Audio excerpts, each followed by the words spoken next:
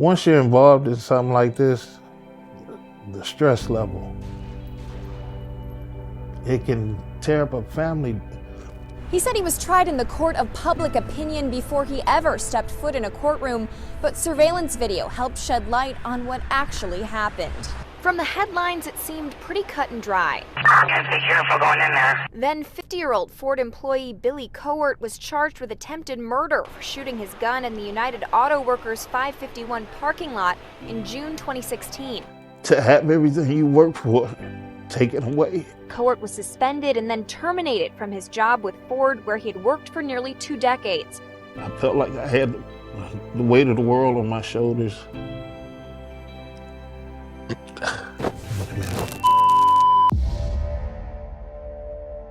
The story of Billy Cowart is amazing, and it's typical of what happens to American gun owners. During a tumultuous labor dispute, Billy was working at a Ford plant for almost 20 years when he had to defend himself in the parking lot. And only because there was good surveillance video did the truth actually come out. Attorney Dave McDermott presented an extended version of the surveillance video, showing one of the victims, this man making a beeline towards Cowart and then sucker punching him so forcefully that Cowart staggered backwards. I started with Ford Motor Company May 6, 1994. My first job was installing air conditioners. And I think we ran almost 500 cars a night, and my plant closed in Detroit. In 2007, was transferred here and been here ever since. I work in the quality department at Chicago Assembly. In the parking lot, there was a lot of back and forth because people had picked their sides for who they wanted to vote for. And, you know, I'm a carefree guy, you know. I voiced my opinion about some things and about some of the leadership. I guess didn't sit well with them. The individual that I had the altercation with walked over to me and we exchanged words, and I guess he didn't like the words that I exchanged with him, and I thought he was gonna walk away, and the next thing I know, I'm sucker punched, my glasses, my hat. I had a towel on my shoulder, all that flies away. I stumble back and I noticed that he's approaching me again. It threw me for a loop because it was unexpected, because we have had words before on the shop floor and it never came down to a physical altercation. He probably outweighed me by 120 pounds. He's a big guy. My next thought was to not let him hit you and not let him get up close on me again. And my next thought was, I'm gonna stop this right now. Stop the threat. And he was a threat. So that's when I reached for my firearm and let off 2 rounds out of 10. And once the fight was over, I looked around, checked my surroundings. By that time I had already reholstered. I called the emergency response team, who in turn got me in touch with my attorney, Dave McDermott. We had several conversations that night. He asked me what I was doing. I was, adrenaline was pumping, heart still pumping out of my chest. So he was like, I want you to calm down. We're gonna turn yourself in the morning between 6 and 7. We went to the precinct and gave them my ID to turn myself in. I was told by the Chicago police, we don't have anything on you. They gave me my ID back. Walked out of the building, called Dave. He said, well, go home, take a shower, relax, but they are gonna come get you. That was Saturday morning, about 7 a.m. About 11:30, between 11:30 and midnight, my daughter was on our deck, and there are 12 cops in the backyard, and they're surrounding the house. And I get a big knock on the door. Chicago PD, Richton Park PD, gang squad, Cook County Sheriffs. I just walked on the front porch and turned around. My dog was going crazy, and one of the police officers said, well, if he comes through this door, I'm gonna have to take him down. I said, well, we gonna tear this front porch up for real, because I'm not gonna have you shoot my dog. And I'm out here peacefully. I even offered them the weapon that night, and they were like, you going to jail, you MF. Went to the precinct.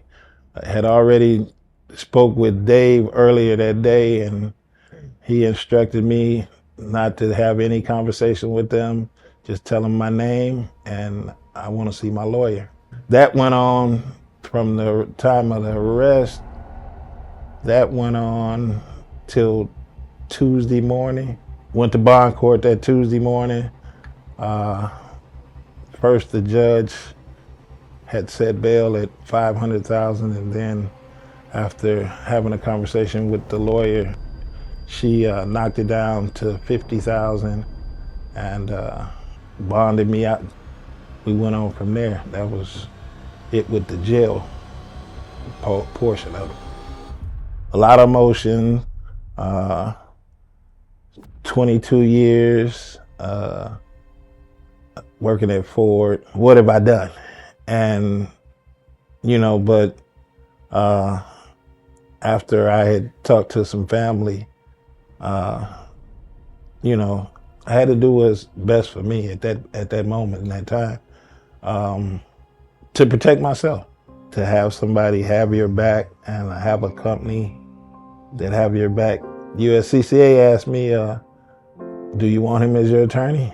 Yeah. It was good to know that I had that, someone had my back, and then they put me in touch with a great attorney. That was the best feeling. And they basically told me, they said, well, he's pricey. And when he brought the retainer paperwork over, and I looked at it, and he just shrugged his shoulders. He said, if you want the best, you got to pay for it. He came out to the house. I was on house arrest because I had the electronic monitor, and he pulls up in my driveway, and he's driving a Bentley, and I'm not even paying attention to the Bentley. I'm looking at his front license plate, and it says never lose, and which I thought was rather funny. And I think he might have just finished playing golf. He had the shorts on, the polo and the hat, and turned backwards and introduced himself to me and my wife and the family, and told me what I was facing, how we gonna get through it. It wasn't your stuffed attorney that's just, he was just real loose and calm. So it made it more relaxing, until we started working with trial prep. Then he showed me how much of a beast he is. I was charged with 8 counts of attempted murder, 4 counts of aggravated battery, discharge of a firearm. And he was like, man, we're gonna beat this. And some days that I thought that he stayed positive through the whole thing. He made this process real easy on me. It's like he took most of the stress of the case, because we'd have some real deep, serious conversations because I had just lost my livelihood, and it was starting to take a toll on me mentally. Once you're involved in something like this, the stress level, it can tear up a family.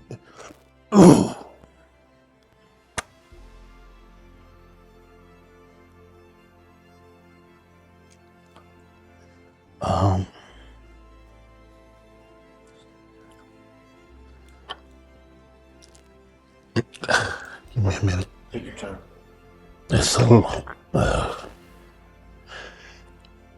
a lot of stress.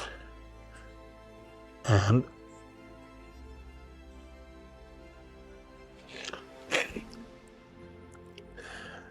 when you, excuse me, when you're used to being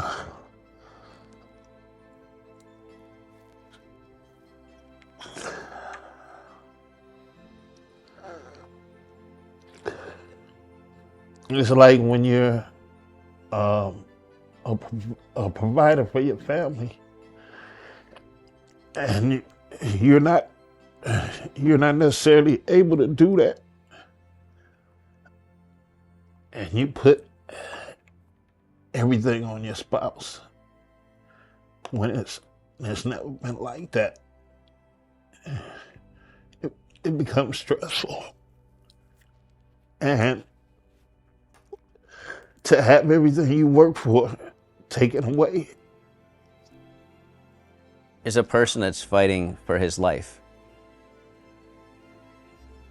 And the crazy thing is, as much as he's fighting for his life at the time he's using his firearm, he's fighting for his life even more afterwards. You can say innocent until proven guilty, but it's guilty till proven innocent. Court was legally defending himself, and he was found not guilty on all counts. And the ability to connect with that somebody, in this case with Billy, the ability to listen, to truly listen,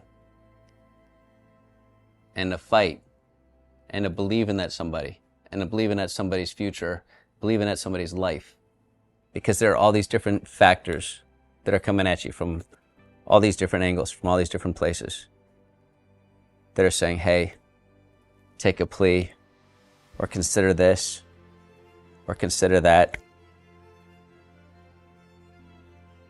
But the ability to maintain focus, to believe in your client, to believe in what your client's gone through, to adopt it as though it happened to you.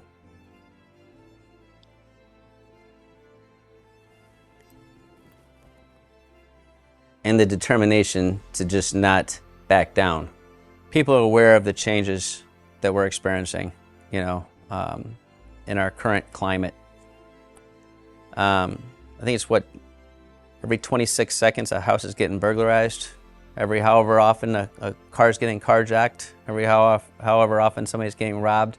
It's unfortunate. It's not something we want to accept. It's not something we want to hear, but still it's something that's happening. So, when you're carrying a firearm, and God forbid you're being attacked in this particular way, manner in which you believe that you have to defend yourself by using that firearm, I think that you should definitely have a self-defense plan. You should definitely, as I said, educate yourself and continue with that education. You're not done just because you took so many hours in a concealed carry class. And you should also, amongst other things, as I just said, you should educate yourself as to who your choices are in the very unlikely, hopefully very unlikely event that you need an attorney.